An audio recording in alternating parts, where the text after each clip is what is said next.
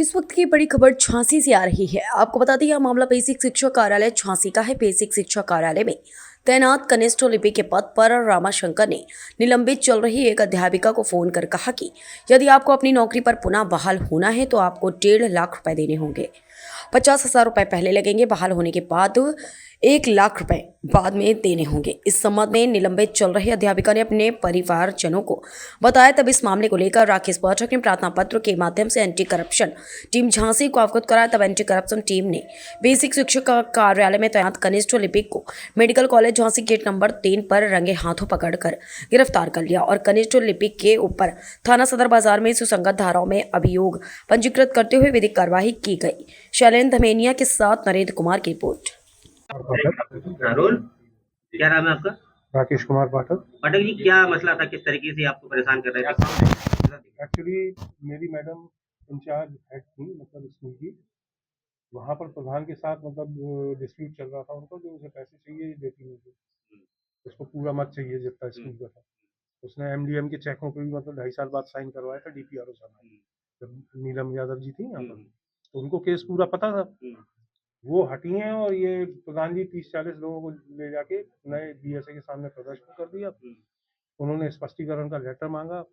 अब वहाँ पर इनके साथ एक मतलब टीचर पोस्टेड है, उनका हस्बैंड ये बन के आ गया इनका बीएसए साहब का, तो उसमें स्पष्टीकरण का लेटर कहीं पहुँचने नहीं दिया। जब आपको सूचना ही नहीं है तो आप जवाब क्या दोगे? तो उसके बाद निलंबन हो गया। 10 अगस्त को स्पष्टीकरण मांगा, 16 तारीख को निलंबन हो गया क्योंकि स्पष्टीकरण पहुंचा नहीं, पता ही नहीं था। निलंबन लेटर भी इनने आने नहीं दिया मैडम के पास, पता ही नहीं था, कोई खबर नहीं। 24 को बर्खास्तगी का लेटर इशू कर दिया गया कि क्यों ना आपको अधिकारियों की अवहेलना के चक्कर में बर्खास्त कर दिया, चेतावनी लेटर, वो भी नहीं पता था। 28 को मैडम गई बीएसए कार्यालय, तो वहाँ पता लगा कैसे ऐसे 3 लेटर, मतलब बीएसए साहब से भी बात की, 3 लेटर इशू हुए, तो उन्होंने उसी दिन रिसीव किए तीनों लेटर।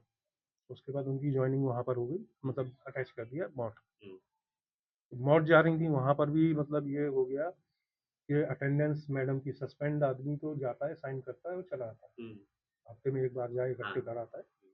वहाँ 8 से 2 के स्कूल के 8:05 पे उनकी व्हाट्सएप पे अटेंडेंस मंगाई जाने लगी।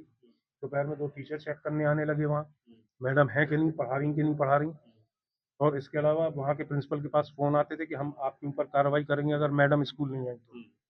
सस्पेंशन में पूरा काम दिया गया। नतीजा ये हुआ कि जब सैलरी का टाइम आया तो सैलरी नहीं आई। क्यों?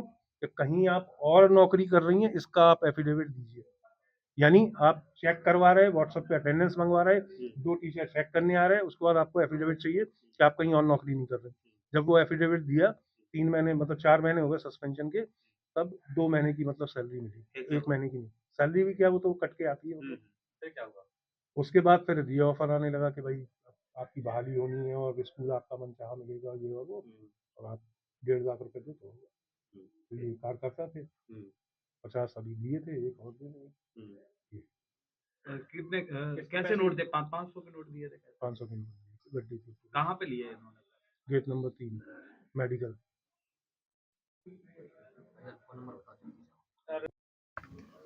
कितने पैसे मांगते हो, कितने पैसे दिए आपने? 1.5 लाख मांगे थे, 50,000 कहाँ पर दिए?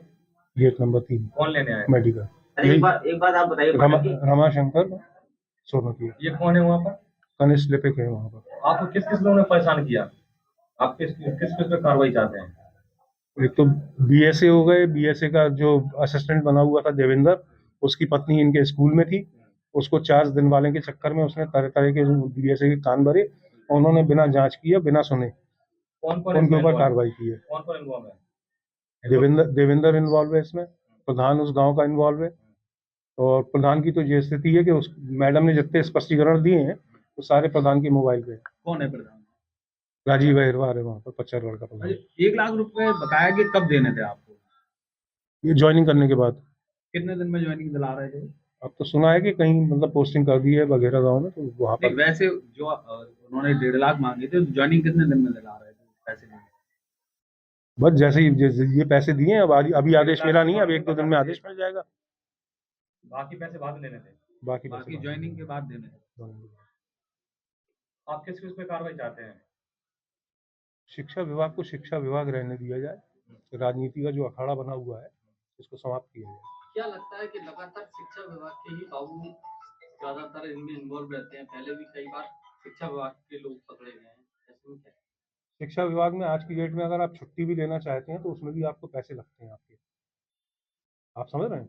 और 6,000 के ऊपर टीचर हैं यहाँ पर, तो जितने भी लोग हैं वहाँ कुछ ना कुछ कहीं ना कहीं किसी ना किसी का इन्वॉल्वमेंट होता है कि 100 टीचर उसके टच में हैं, 50 उसके टच में है। इस तरीके से सारे लोग कहीं ना कहीं इन्वॉल्व रहते हैं। तो इस चीज़ को बंद करना चाहिए और शिक्षा विभाग को, क्योंकि ये भविष्य के नागरिकों को तैयार करते हैं। जब खुद असंतुष्ट रहेंगे तो आप ये बताइए संतुष्टिपूर्ण कार्य कहाँ से करेंगे। आपने जो एप्लीकेशन दी है अभी थाने में, किसके पास है?